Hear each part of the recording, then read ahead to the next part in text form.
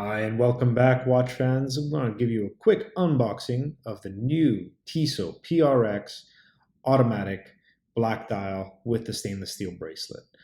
We've seen a few Tissots on this channel, but none quite like this.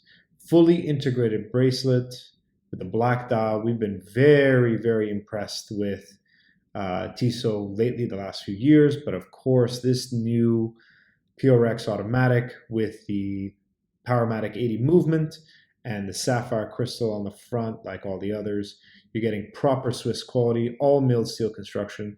This bracelet, of course, everything fully integrated, butterfly, hidden clasp, very luxurious, and of course the Powermatic 80 movement that we talked about, a full 80-hour power reserve. Looks great on the wrist, drapes right over everything, no problem, very easy to wear. And it just looks great with a suit, looks great with jeans, any day of the week. Something like this is extraordinarily easy to wear. Some of my colleagues have already been picking some of these up for themselves. But if you want to pick one of these up for yourself, of course, head on over to Lugaro.com, looking for all the new Tissot models. You have the waffle dial there.